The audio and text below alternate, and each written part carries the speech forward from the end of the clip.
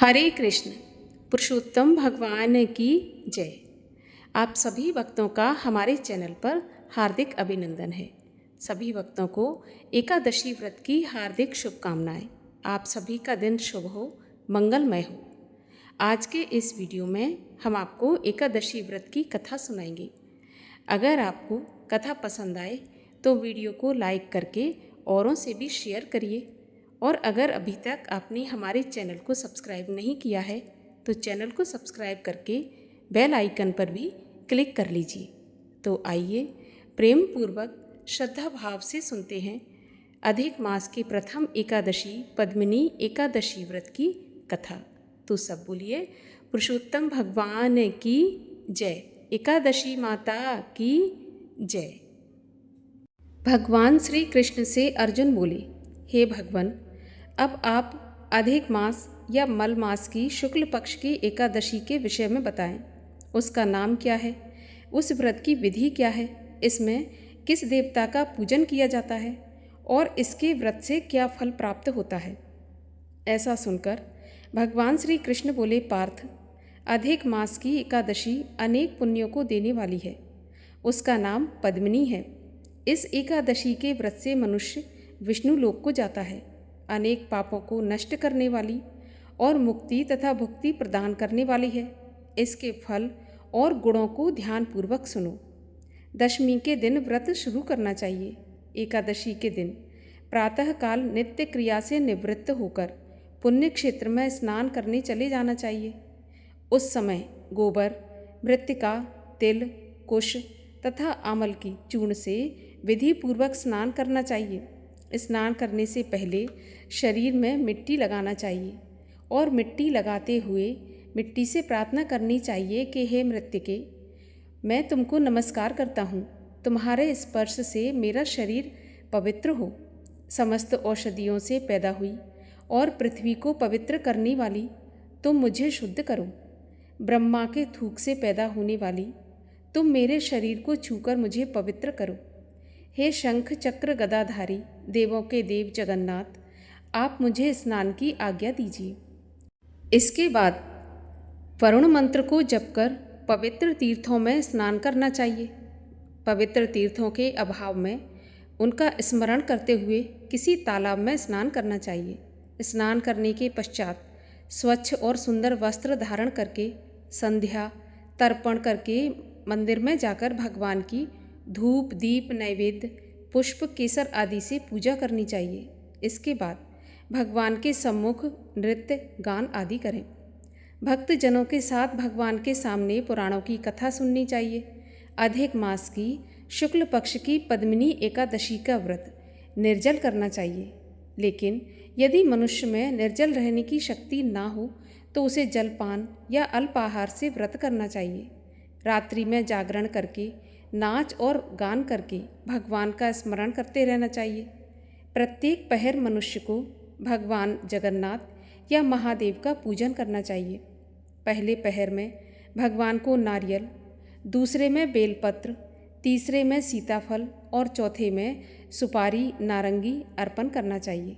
इससे पहले पहर में अग्निहोम का, दूसरे में वाजपेय यज्ञ का, तीसरे में अश्वमेध यज्ञ का और चौथे में राजसूय यज्ञ का फल प्राप्त होता है। इस व्रत से बढ़कर संसार में कोई यज्ञ, तप, दान या पुण्य नहीं है। एकादशी का व्रत करने वाले मनुष्य को समस्त तीर्थों और यज्ञों का फल प्राप्त होता है। इस तरह से सूर्योदय तक जागरण करना चाहिए और स्नान करके ब्राह्मणों को भोजन कराना चाहिए। इस प्रकार जो मनुष्य विधि पूर्वक भगवान की पूजा और व्रत करते हैं उनका जन्म सफल होता है और वे इस लोक में अनेक सुखों को भोगकर अंत में भगवान विष्णु के परम धाम को जाते हैं। हे पार्थ, मैंने तुम्हें एकादशी के व्रत का पूरा विधान बता दिया। अब जो पद्मिनी एकादशी का भक्तिपूर्वक व्रत कर चुके हैं उनकी कथा कहता हूँ, सो ध्यानपूर्वक सुनो। ये सुंदर कथा श्री पुलस्त्य जी ने नारद जी से कही थी और अब ये कथा मैं तुम्हें सुनाने जा रहा हूँ। एक समय की बात है, कार्तिवीर्य ने रावण को अपने बंदी गृह में बंद कर लिया। तब उसे मुनि पुलस्त्य जी ने कार्तवीर्य से विनय करके छुड़ाया था। इस घटना को सुनकर नारद जी ने पुलस्त जी से पूछा, महाराज, उस मायावी रावण को, जिसने समस्त देवताओं सहित इंद्र को भी जीत लिया था, कार्तवीर्य ने किस प्रकार जीता और किस प्रभाव से कार्तवीर्य ने उस रावण को हराया, सो आप मुझे समझाइए। इस पर पुलस्त जी बोले, नारद जी, पहले कार्तवीर्य नामक एक राजा राज्य करता था। उस राजा के 100 स्त्रियां थीं। उसमें से किसी को भी राज्यभार संभालने वाला योग्य पुत्र नहीं था। तब राजा ने आदरपूर्वक पंडितों को बुलाया और पुत्र प्राप्ति के लिए यज्ञ किए, लेकिन सभी यज्ञ असफल रहे और राजा को पुत्र की प्राप्ति नहीं हुई। जिस प्रकार दुखी मनुष्य को सारे भोग नीरस मालूम पड़ते हैं, उसी प्रकार उस राजा को भी अपना राज्य पुत्र के बिना दुखमय प्रतीत होता था। अंत में वह तपस्या के द्वारा ही सिद्धियों को प्राप्त कर सकते हैं, ऐसा सोचकर तपस्या करने के लिए जंगल में चला गया और उसकी पत्नी भी वस्त्र अलंकारों को त्याग कर अपने पति के साथ गंधमादन पर्वत पर चली गई। उस स्थान पर उन लोगों ने 10,000 वर्ष तक तपस्या की, लेकिन कोई सिद्धि प्राप्त नहीं हो सकी। राजा के शरीर में केवल हड्डियां रह गईं, सारा शरीर सूख गया। ये देखकर राजा की पत्नी प्रमदा ने विनय सहित महासती अनुसुईया जी से पूछा, माता, मेरे पति देव को तपस्या करते हुए 10,000 वर्ष बीत गए, परंतु अभी तक भगवान प्रसन्न नहीं हुए जिससे मुझे पुत्र की प्राप्ति हो। इसका कारण क्या है? इस पर माता अनुसुईया बोली कि अधिक मास, मलमास या लौंदमास जिसको कहा जाता है, जो कि 36 महीने बाद अर्थात 3 साल के बाद आता है, उसमें 2 एकादशी होती हैं। इसमें शुक्ल पक्ष की एकादशी का नाम पद्मिनी और कृष्ण पक्ष की एकादशी का नाम परमा है। उस एकादशी के व्रत और जागरण करने से भगवान तुम्हें अवश्य ही पुत्र प्रदान करेंगे। इसके पश्चात अनुसुईया जी ने व्रत की विधि बताई।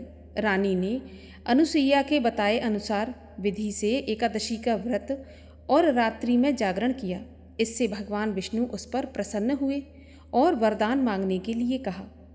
तब वह रानी कहने लगी कि प्रभु, अगर आप मुझ पर प्रसन्न हैं तो मेरी विनती है, ये वरदान आप मुझे न देकर मेरे पति, जो कि कई वर्षों से तपस्या में लीन हैं, आप उन्हें दीजिए। प्रमदा का वचन सुनकर भगवान विष्णु बोले, प्रमदे, मल मास मुझे अत्यंत प्रिय है, उसमें भी एकादशी तिथि मुझे सबसे अधिक प्रिय है। इस एकादशी का व्रत तथा रात्रि जागरण तुमने विधि पूर्वक संपन्न किया है, इसलिए मैं तुम पर अत्यंत प्रसन्न हूँ। इतना कहकर भगवान विष्णु राजा से बोले, राजेंद्र, अब तुम अपनी इच्छा के अनुसार वरदान मांगो, क्योंकि तुम्हारी पत्नी ने मुझे एकादशी का व्रत करके प्रसन्न किया है।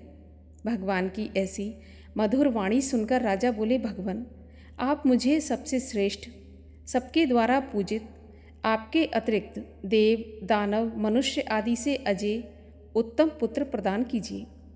भगवान विष्णु तथास्तु कहकर वहाँ से अंतर्ध्यान हो गए। उसके बाद वे दोनों राजा रानी अपने राज्य को वापस लौट आए। कुछ समय के बाद वहाँ उन्हें एक पुत्र रत्न की प्राप्ति हुई और जो कार्तवीर्य के नाम से प्रसिद्ध हुए। वे भगवान के अतिरिक्त सबसे अजेय थे। उन्होंने रावण को जीत लिया था और ये सब पद्मिनी एकादशी के व्रत का प्रभाव था। इतना कहकर पुलस्त जी वहाँ से चले गए। भगवान श्री कृष्ण कहने लगे, हे पांडु नंदन अर्जुन, ये मैंने अधिक मास या मल मास के शुक्ल पक्ष की एकादशी का व्रत कहा है। जो भी मनुष्य इस व्रत को करता है, कथा पढ़ता है या सुनता है, वह इस लोक के सभी सुख भोग कर विष्णु लोक को जाता है। बोलिए भगवान श्री कृष्ण की जय। एकादशी माता की जय। और आइए अब सब मिलकर करें भगवान विष्णु की आरती। ओम जय जगदीश हरे, स्वामी जय जगदीश हरे। भक्त जनों के संकट क्षण में दूर करे। ओम जय जगदीश हरे। जो ध्यावे फल पावे, दुख बिन से मन का, सुख संपत्ति घर आवे, कष्ट मिटे तन का। ओम जय जगदीश हरे। मातु पिता तुम मेरे, शरण गहूँ किसकी, स्वामी शरण पढ़ूँ किसकी, तुम बिन और न दूजा, आस करूँ जिसकी। ओम जय जगदीश हरे। तुम पूरन परमात्मा, तुम अंतर्यामी, पार ब्रह्म परमेश्वर, तुम सबके स्वामी। ओम जय जगदीश हरे। तुम करुणा के सागर, तुम पालन करता, मैं सेवक तुम स्वामी, मैं मूरख खल कामी, कृपा करो भरता। ओम जय जगदीश हरे। तुम हो एक अगोचर, सबके प्राणपति, स्वामी सबके प्राणपति, किस विध मिलूं दयामय, तुमको मैं कुमति। ओम जय जगदीश हरे। दीन बंधु दुख हरता, तुम ठाकुर मेरे, स्वामी तुम रक्षक मेरे। अपने हाथ उठाओ, अपने गले लगाओ, द्वार पड़ा तेरे। ओम जय जगदीश हरे। विषय विकार मिटाओ, पाप हरो देवा, श्रद्धा भक्ति बढ़ाओ, संतों की सेवा। ओम जय जगदीश हरे। तन मन धन सुख संपत्ति, सब कुछ है तेरा, स्वामी सब कुछ है तेरा। तेरा तुझको अर्पण, तेरा तुझको समर्पण, क्या लागे मेरा। ओम जय जगदीश हरे। दीन बंधु की आरती, जो कोई जन गावे, कहत शिवानंद स्वामी, सुख संपत्ति पावे। ओम जय जगदीश हरे। बोलिए लक्ष्मी नारायण भगवान की जय। एकादशी माता की जय।